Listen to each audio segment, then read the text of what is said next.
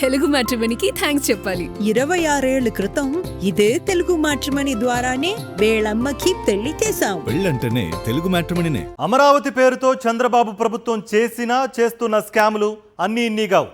Fake sub కాంట్రాక్టులు సృష్టించి చేయని పనులకు డబ్బులు దండుకున్నారని ఇంజనీరింగ్ నిపుణులు ఆరోపిస్తున్నారు.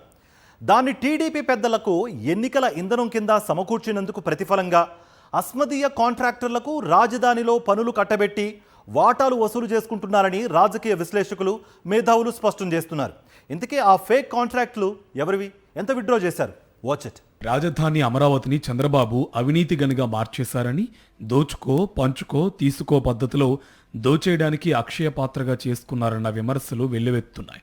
సీఎం చంద్రబాబుకు అత్యంత సన్నిహితుడైన బల్సు శ్రీనివాసరావుకు బిఎస్ఆర్ ఇన్ఫ్రాటెక్ సంస్థకు ఇప్పటికే 7,440.08 కోట్ల విలువైన 19 ప్యాకేజీ పనులను ఇష్టారాజ్యంగా కట్టబెట్టడం దీనికి నిదర్శనమని ఇంజనీరింగ్ నిపుణులు తేల్చి చెబుతున్నారు. కర్ణాటకలో బెంగళూరు, మైసూరు లాంటి ప్రధాన నగరాల్లో రియల్ ఎస్టేట్ వ్యాపారం చేసే బలుసు శ్రీనివాసరావు 2014-2004 ఎన్నికల్లో టీడీపీకి భారీ ఎత్తున ఇంధనం సమకూర్చారని రాజకీయ విశ్లేషకులు పేర్కొంటున్నారు. ఇందుకు ప్రతిఫలంగా క్విడ్ ప్రోకో కింద అమరావతిలో అధిక ధరలకు పెద్ద ఎత్తున పనులు అప్పగించి మొబిలైజేషన్ అడ్వాన్స్ కింద 744 కోట్లు ఇచ్చేసి అందులో 8% కమిషన్లు వసూలు చేసుకున్నారని ఆరోపిస్తున్నారు. అంతేకాదు నిబంధనలు తొంగలో తొక్కేసి రాజధానిలో 1082.44 కోట్ల విలువైన 220 kV విద్యుత్ లైన్ పనులను 8.98% అధిక ధరకు కోట్ చేసిన బిఎస్ఆర్ సంస్థకు అప్పగించడం ఈ దోపిడీకి మరో నిదర్శనమని ఉదహరిస్తున్నారు.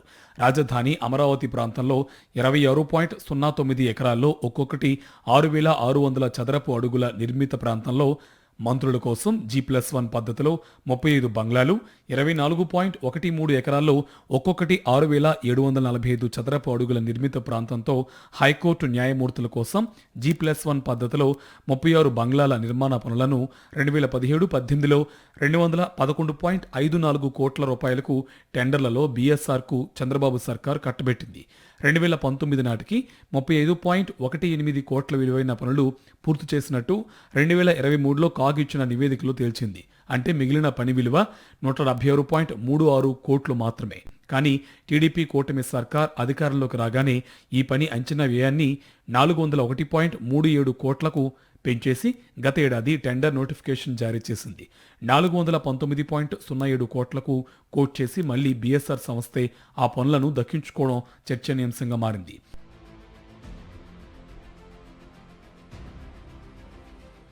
నిబంధనలు తొంగలో తొక్కి టెండర్లలో అక్రమాలకు అడ్డుకట్ట వేయడానికి 2004 నవంబర్ 20న ఉమ్మడి రాష్ట్రంలో అప్పటి వైఎస్ఆర్ ప్రభుత్వం జీవో 133 జారీ చేసింది.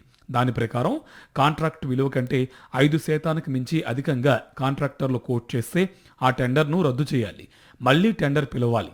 కానీ చంద్రబాబు సర్కార్ ఆ నిబంధనలను తొంగలో తొక్కింది. రాజధాని ప్రాంతంలో N10 రహదారి నుంచి N13, E11 రహదారుల జంక్షన్ వరకు 220 kV extra high voltage under ground line ఏర్పాటుకు సంబంధించి మిగిలిన పనులకు 993.25 కోట్ల రూపాయల కాంట్రాక్టు విలువ నిర్దేశించి ఒక ప్యాకేజీ కింద CRDA టెండర్ నోటిఫికేషన్ జారీ చేసింది. ఈ టెండర్లలో 8.98% అధిక ధరకు కోట్ చేసిన బిఎస్ఆర్ ఇన్ఫ్రాటెక్ లిమిటెడ్కు 1,082.44 కోట్ల రూపాయలకు పనులు కట్టబెట్టింది. నిబంధనలను తొంగలో తొక్కి అధిక ధరలకు కాంట్రాక్టర్లకు అప్పగించడం వల్ల ఖజానాకు దాదాపు 90 కోట్ల మేర నష్టం వాటిల్లింది. ఆ మేరకు బీఎస్ఆర్కు లబ్ధి చేకూరింది.